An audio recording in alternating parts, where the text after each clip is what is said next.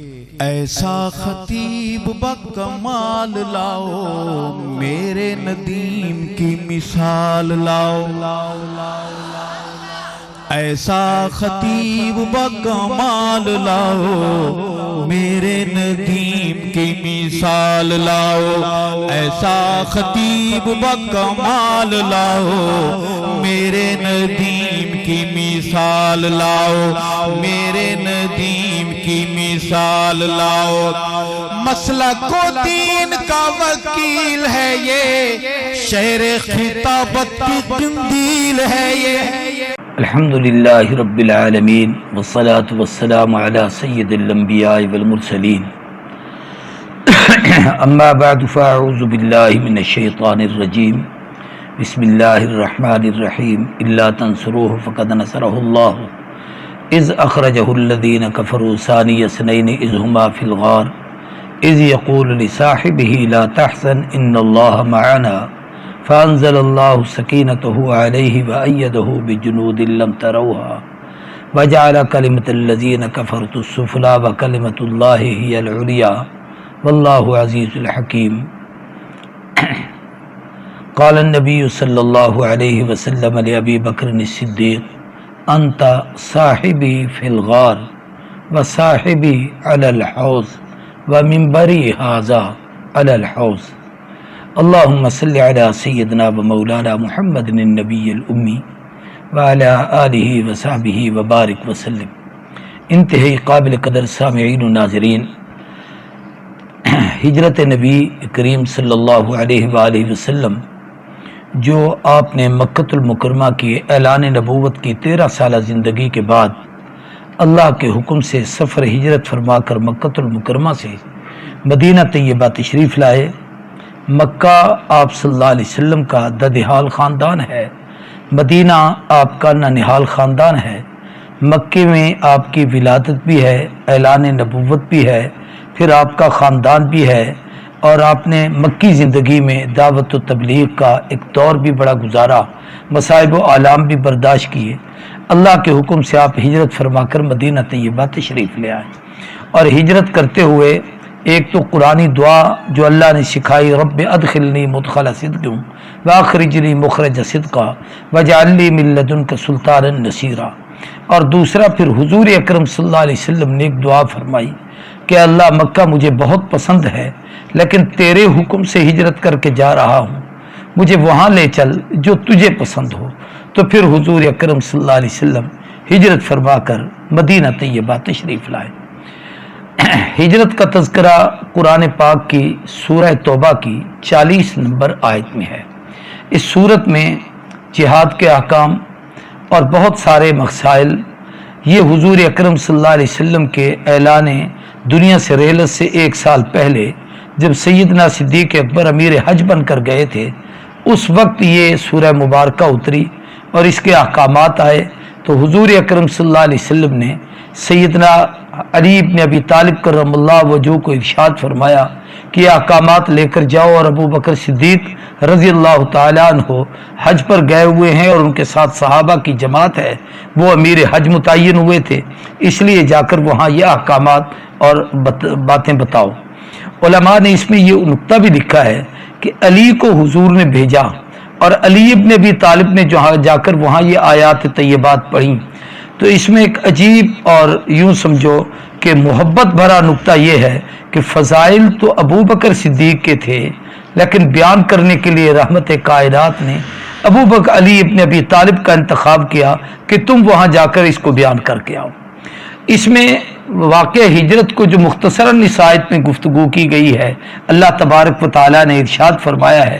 مفسرین پہ اس میں کچھ اسرار و رموز اور کچھ حکمتیں اور کچھ حضور اور صدیق نبی کریم صلی اللہ علیہ وسلم اور سیدنا ابو بکر صدیق کی معیت و محبت اس حوالے سے کچھ باتیں عرض کی ہیں۔ وہ چند باتیں انتہائی اختصار کے ساتھ میں اس ہجرت کے آخری حصے میں آپ حضرات سے گفتگو میں عرض کرنا چاہتا ہوں۔ اللہ نے فرمایا کہ تم لوگ اب میرے نبی کی اگر مدد نہیں کرو گے تو اللہ نے ان کی مدد کی ہے، وہ مدد ہجرت کے موقع پر کی ہے۔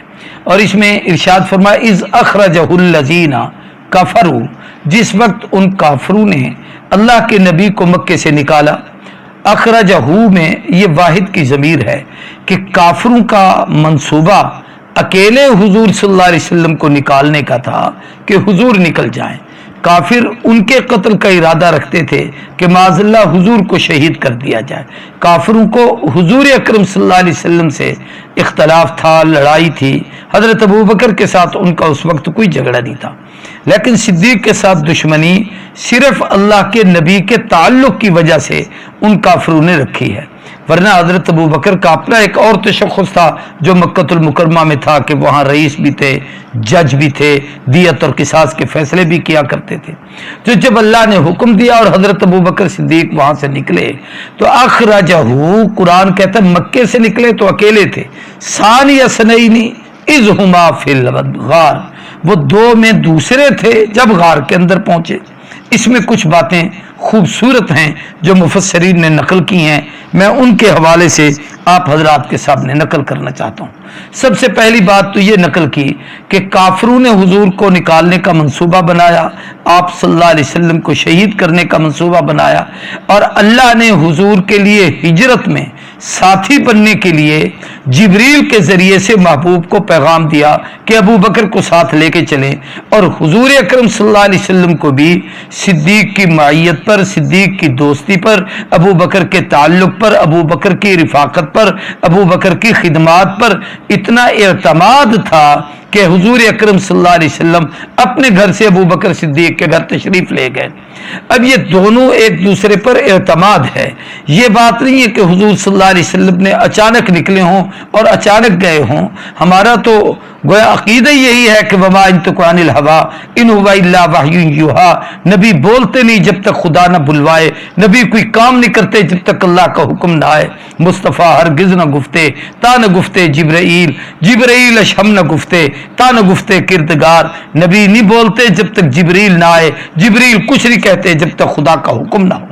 تو حضور اکرم صلی اللہ علیہ وسلم جو ہجرت کے لیے نکلے اور ابو بکر کو ساتھ لیا تو گویا اس معیت میں رب کا امر تھا کہ نبی اور صدیق اکٹھے چلیں، اس لیے کہ قرآن نے جہاں بھی نبی اور صدیق کو کیا ہے تو جمع ہی کیا ہے کہ محمد الرسول اللہ نبی ہیں، والذین معہ صدیق ہیں، والذی جاء بالصدق نبی ہیں، وصدق بہ ابو بکر صدیق ہیں۔ اسی طریقے سے انعم اللہ علیہم اولئک مع الذین انعم اللہ علیہم من النبیین نبی ہیں، والصدیقین ابو بکر صدیق ہیں۔ یہاں بھی ثانی اثنین اذ ہما فی الغار میں جو دو ہیں ان میں ایک آقا نبی ہیں اور دوسرے ابو بکر صدیق ہیں۔ تو ایک تو یہ کہ حضرت ابو بکر کا حسن انتخاب تھا، دوسرا قرآن مجید نے یہاں جملہ ارشاد فرمایا ثانی اثنین اذ ہما فی الغار، ابو بکر صدیق یہ جب غار میں دونوں آقا اور صدیق گئے تو وہ دوسرے تھے ان دو میں سے جو دو غار میں ہیں۔ اب یہاں ثانی سے مراد کیا ہے، اثنین سے مراد کیا ہے؟ اس میں دونوں تعبیریں مفسرین نے اگرچہ لکھی ہیں کہ ثانی سے مراد دوسرا صدیق ہے جو دو غار میں تھے، لیکن اگلی آیت یقول لصاحبہ اس طرف دلالت کر رہی ہے کہ ثانی سے مراد یہاں حضور ہیں، اس لیے کہ مکے سے نکلے اکیلے حضور، آگے چلے صدیق اور حضور کٹھے، اور جس وقت غار میں پہنچے ہیں تو غار میں داخل ہونے میں ابو بکر اول ہیں، آقا ثانی ہیں، پہلے گئے ہیں، انہوں نے غار کو صاف کیا ہے، انہوں نے جگہ بنائی ہے، انہوں نے اپنا دامن پھیلایا اور جھولی پھیلائی ہے، انہوں نے پھر حضور کو بلایا ہے۔ تو غار میں داخل ہونے میں ثانی ابو بکر صدیق نہیں آقا بنے ہیں۔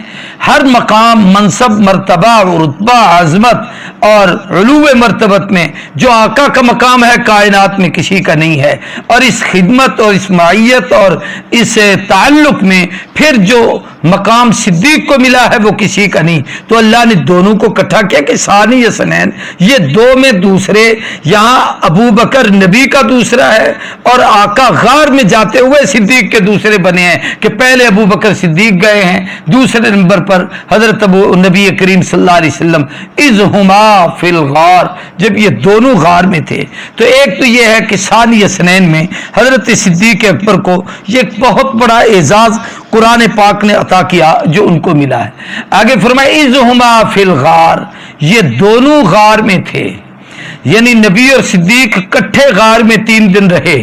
ہمارے ہاں ایک ضرب المثل دنیا میں بڑی معروف ہے کہ فلاں فلاں کا یار غار ہے، یعنی جیسے یار غار کے ساتھ وفا کی انتہا کر دیتا ہے کہ اپنے جسم کے کپڑے پھاڑ کے غار کے دھانوں میں دے دیتا ہے، اپنا پاؤں ان سوراخوں میں دے دیتا ہے جہاں کالا سانپ ڈس رہا ہے، دشمنوں سے اللہ کے نبی کی حفاظت کرتے ہیں اور اپنے چہرے کو ٹکٹکی باندھ کر حضور کے رخ انور پر نظر ڈالتے ہیں۔ اس لیے علماء اور مفسرین نے لکھا ہے کہ کوئی شخص بہت جلدی بھی قرآن پاک کی تلاوت کرنا چاہے، اگرچہ لوگ ایک دن میں بھی ختم کر لیتے ہیں، لیکن مسنون یہ ہے کہ کم از کم 3 دن میں قرآن پاک کو ختم کرنا چاہیے۔ علماء نے لکھا ہے کہ ایک تو یہ قرآن ہے جو میرے اور آپ کے پاس الحمد سے والناس تک یہ قرآن ساکت خاموش ہے، دوسرا قرآن ناطق ہیں وہ آمنہ کے در یتیم نبی کریم محمد الرسول اللہ صلی اللہ علیہ وآلہ وسلم کی ذات اقدس ہے۔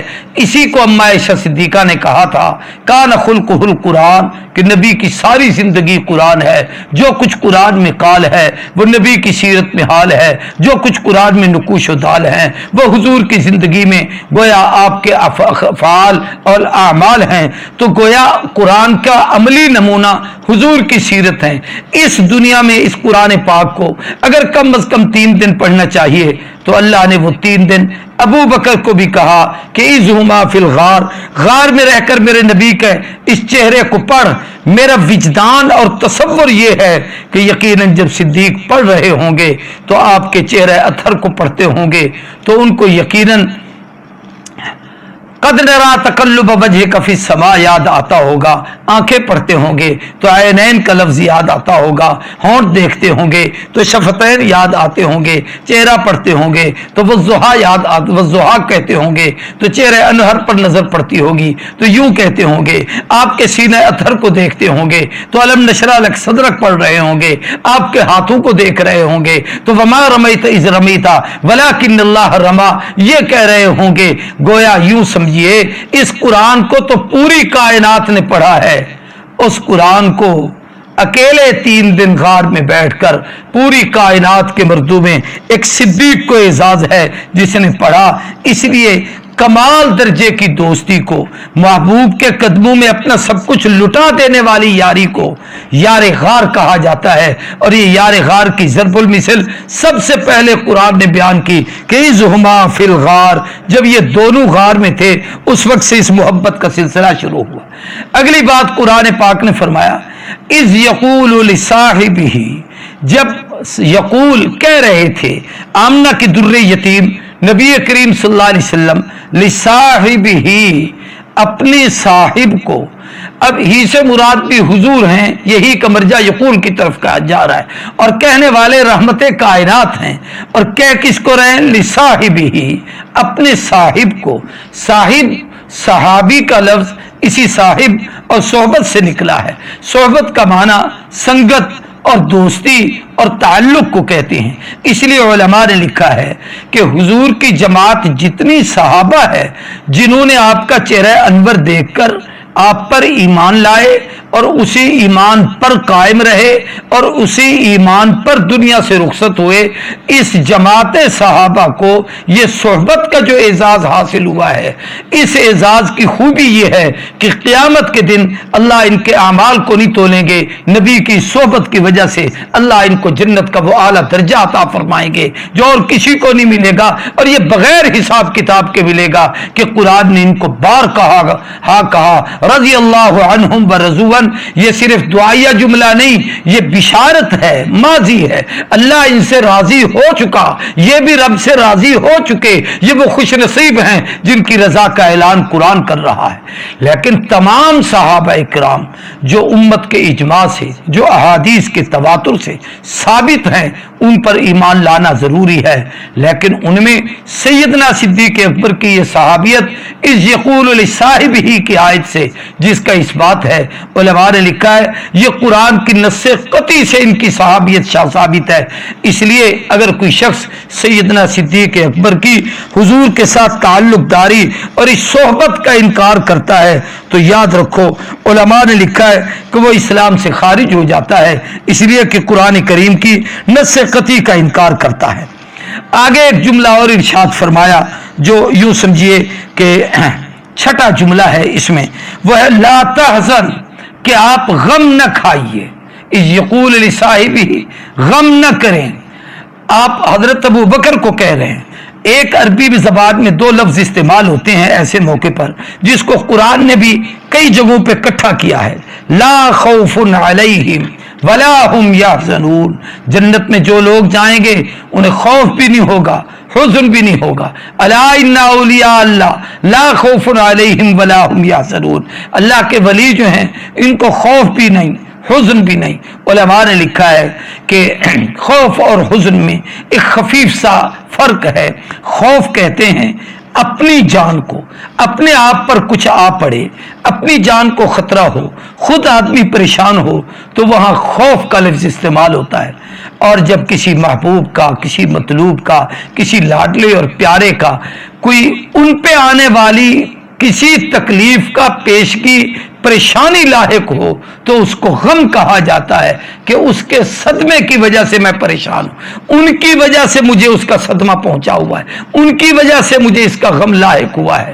تو یہاں قرآن میں حزن کہا ہے، خوف نہیں، اس لیے کہ ابو بکر اپنی جان لے کر ہتھیلی پر، وہ تو محبوب کے ساتھ رواں دماں تھے، یہ جو دشمن آ کے غار کے دانے پہ بیٹھے تھے اور جو راستے میں مل رہے تھے، جو حضور کی تلاش میں تھے، جو سینکڑوں اور ہزاروں اونٹوں اور مختلف انعامات کی لالچ میں حضور کو پکڑنے کے لیے پھر رہے تھے، ابو بکر کو تو ان کا غم تھا، اس لیے فرمایا لا تحزن، تو میری فکر نہ کر، میرا غم نہ کر۔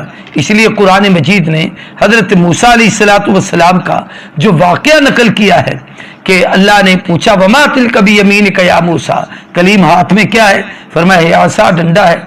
کیا کرتے ہو؟ اتوقع علیہا واحش بہا علی غنبی ولی فیہا معارب اخری، لکڑیاں جھاڑتا ہوں، پتے جھاڑتا ہوں، اور بھی کئی کام اس سے لیتا ہوں۔ فرمایا اس کو پھینک۔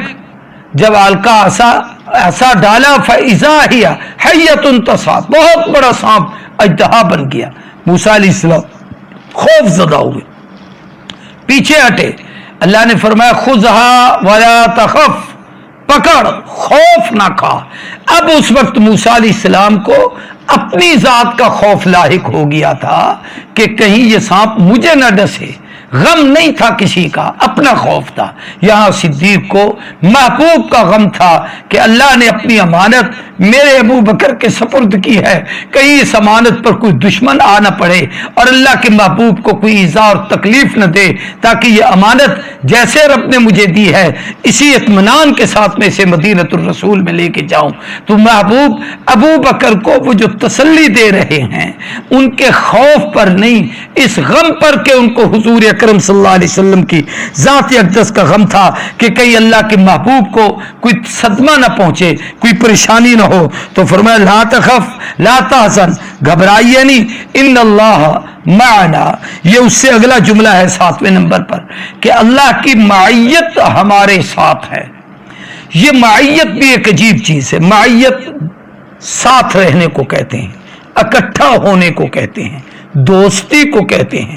جو دو دوست اکثر اکٹھے رہتے ہوں، اکٹھے پھرتے ہوں، اکٹھے کھاتے پیتے ہوں، اکٹھی زندگی گزارتے ہوں، تو اس کے لیے یہ معیت کا لفظ بولا جاتا ہے۔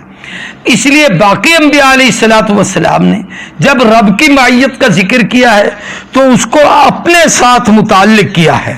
مثال کے طور پر فرمایا موسیٰ علیہ السلام نے اپنی قوم کو ان معی ربی سیہدین، میرا رب مجھے یقیناً ہدایت دے گا، راہ دکھائے گا، مجھے کوئی پریشانی نہیں۔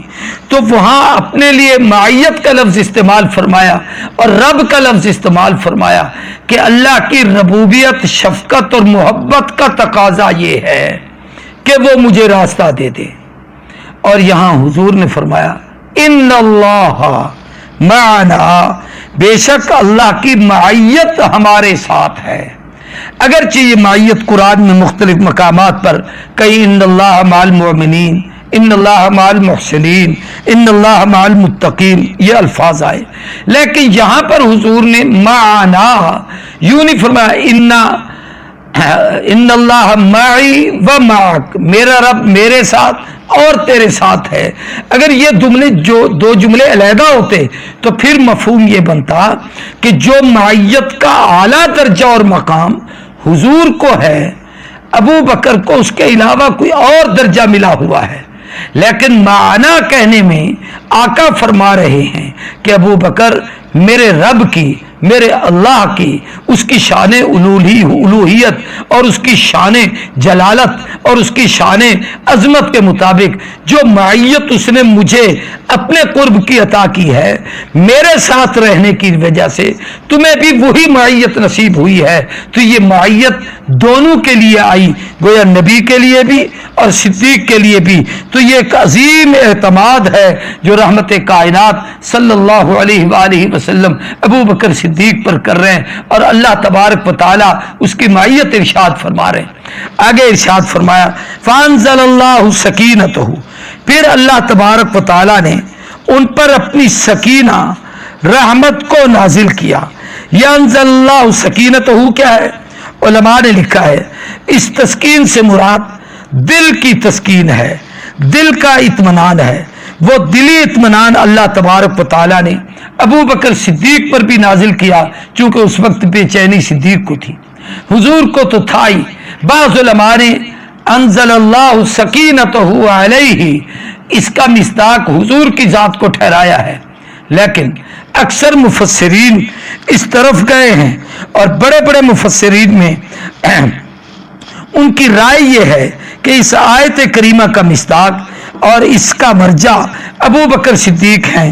اس لیے ایک روایت میں ہے کہ نبی کریم صلی اللہ علیہ وآلہ وسلم نے ارشاد فرمایا، اس کو آلوسی نے نقل کیا ہے کہ یا ابا بکر ان اللہ انزل السکینۃ علیک وایدک، اللہ نے سکینہ کو نازل کیا ہے تجھ پر اور تیری تائید کی ہے اس لشکر کے ساتھ جس کو کوئی نہیں دیکھ سکتا۔ تو فانزل اللہ سکینتہ علیہ، اللہ کی مدد ان پر اتری، اللہ نے وہ سکینہ نازل فرمائی۔ سکینہ کیا؟ وہ دل کا اطمینان تھا، وہ حاضر دماغی تھی، وہ حاضر جوابی تھی کہ آگے بھی پیچھے بھی دائیں بھی بائیں بھی دشمن کو دیکھ رہے تھے، بڑے ہوش و حواس سے تھے۔ ابو بکر کو پورے سفر میں کہیں تھکان نہیں ہوئی، یہ اللہ کی سکینہ ہے، کہیں پریشانی نہیں ہوئی، یہ اللہ کی طرف سے اطمینان اور سکینہ ہے۔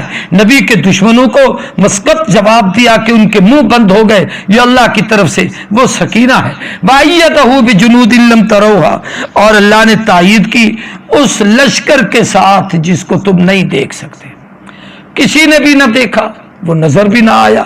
وہ لشکر کیا تھا؟ اللہ کی رحمت کے فرشتے تھے۔ وہ لشکر کیا تھا؟ اللہ کی غیبی مدد تھی۔ وہ لشکر کیا تھا؟ وہ تسکین قلبی تھی جو اللہ نے حضور اکرم صلی اللہ علیہ وسلم کے قلب اطہر پر اور صدیق اکبر کے قلب اطہر پر اس کو اتارا تھا۔ یہ وہ چیز تھی جو اللہ کی طرف سے حضرت ابو بکر صدیق کو نصیب ہوئی، اور رسول اللہ صلی اللہ علیہ وسلم کو اللہ نے سب سے پہلا مصداق ان کو بنایا، پھر ان کے صدقے سے صدیق اکبر کو یہ چیز عطا فرمائی، اور اس لشکر کے ساتھ تائید کی جس کو کوئی دیکھ نہ سکا۔ چنانچہ غار کے اندر جو تائید تھی، جیسے میں نے پچھلے درس میں وہ پانی کے پیالے کا ذکر کیا، کشتی کا ذکر کیا، کافروں کا آنے کا ذکر کیا، اور وہ حضور کو نہ دیکھ پائے، آپ کے نقش قدم پہ وہاں آ کر وہاں تک نہ پہنچ سکے۔ آخر میں اللہ نے فرمایا وَجَعَلَ كَلِمَةَ الَّذِينَ كَفَرُوا السُّفْلَىٰ، اللہ نے کافروں کی تدبیر کو اور ان کے کلمے کو اسفل میں ڈال دیا، نیچے آیا نیچا دکھا دیا، ذلیل کر دیا۔ کیا تجویزیں تھیں؟ پکڑیں گے، کیا تجویزیں تھیں؟ شہید کریں گے. کیا تجویزیں کی؟ ختم کر دیں گے. کیا تجویزیں تھیں؟ مٹا دیں گے. کیا تجویزیں تھیں کہ اگر ہم ان کو قتل بھی کر دیں گے تو اس کا بدل نہیں دیں گے، بلکہ ہم اس کا قصاص میں کچھ دیت دے کے اپنی جان چھڑا لیں گے. لیکن اللہ فرماتے ہیں ہم نے ان کی ساری تدبیروں کو ذلیل کیا. وَكَلِمَةُ اللَّهِ هِيَ الْعُلْيَا، اللہ کا کلمہ سب سے بلند ہوا.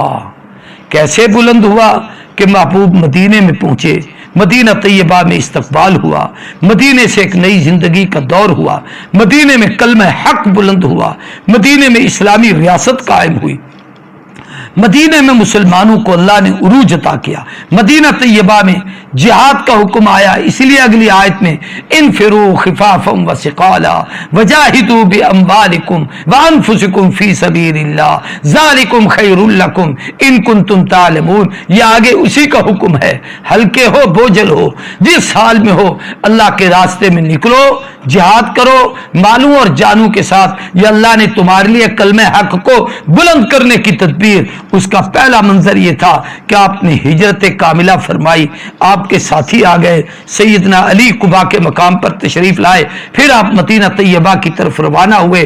پھر مدینے میں آپ کو آسانی ہو گئی کہ مواخات کا سلسلہ شروع ہوا، پھر آپ کو مدینے میں ریاست قائم کرنے کا موقع مل گیا. پھر مدینہ طیبہ میں جہادی تدبیروں سے اسلام کو اللہ نے غالب کیا. فرمایا واللہ عزیز الحکیم، اللہ غالب ہیں، حکمت والے ہیں، یہ اس کی حکمتوں کے فیصلے ہیں. یوں اللہ اپنے محبوبوں کی ان کو تسلی بھی دیتا ہے، ان سے پیار بھی کرتا ہے، اور پھر ان کو بلند و بالا بھی کرتا ہے. تو اس آیت میں بہت ساری چیزیں جو سیدنا صدیق اکبر کی خصوصیات میں شامل ہیں، ان میں ایک یہ کہ اس نصرت کا محور خاص ابو بکر صدیق ہیں، جو اللہ نے نبی کی اپنی خاص نصرت کی ہے. اس میں یہ کہ ابو بکر کو ثانی سنین کا اعزاز ملا ہے. تیسرا یہ کہ اذہما فی الغار کہا گیا. چوتھا یہ کہ اذ یقول لصاحبی صاحب کہا گیا. پانچواں یہ کہ لا تحزن کا معیدہ سنایا گیا. چھٹا یہ کہ ان اللہ معنا، اللہ نے جو معیت نبی کو دی وہ صدیق کو عطا کی. فانزل اللہ سکینتہ علیہ. ساتواں یہ کہ اللہ نے تسکین اتاری. تسکین سے ایمانی قوت ہے، ظاہری قوت ہے، باطنی قوت ہے. اور پھر آٹھواں یہ کہ ایدہ بجنود لم تروہا، اللہ نے کلمہ حق کو بلند کیا، اور اس طریقے سے جس کو تم دیکھ نہیں سکتے ایسے لشکر سے خدا نے تائید کی. اور پھر یہ کہ وجعل کلمۃ الذین کفروا السفلی، کافروں کے کلمے کو اور ان کی تدبیروں کو اور ان کے مشوروں کو اللہ نے نیست و نابود کر کے آمنہ کے در یتیم کی عظمت کو بلند و بالا کیا، جہاد کا حکم دیا. اللہ غالب ہیں، حکمت والے ہیں. اس آیت میں 10 اسرار و رموز تھے جو میں نے آپ کے سامنے بیان کیے. یہ میں نے سفر المظفر کے مہینے کی مناسبت سے سفر ہجرت کو آپ کے سامنے بیان کیا ہے. اللہ تبارک و تعالی سمجھنے کی، حضور کے دین سفر سے جو ہجرت سے ہمیں سب سے بڑا سبق ملتا ہے وہ یہ ہے کہ جب ہجرت کا وقت آ جائے تو پھر نبی کے دین کے لیے صدیق کی طرح مال بھی خرچ کرو، جان بھی خرچ کرو، اولاد بھی خرچ کرو، وقت بھی دے دو، کسی چیز کی پرواہ کیے بغیر سب کچھ دین پہ لٹاؤ. اسی میں خدا کی طرف سے تمہاری مدد بھی ہوگی اور تمہیں تسکین بھی ملے گی، اور اللہ کی طرف سے تمہیں بشارتیں بھی ملیں گی، اور خدا کا دین دنیا میں سرفراز سر بلند ہوگا اور کلمہ حق پوری دنیا میں گونجے گا. اللہ ہم سب کو عمل کی توفیق دے. وآخر دعوانا الحمدللہ رب العالمین.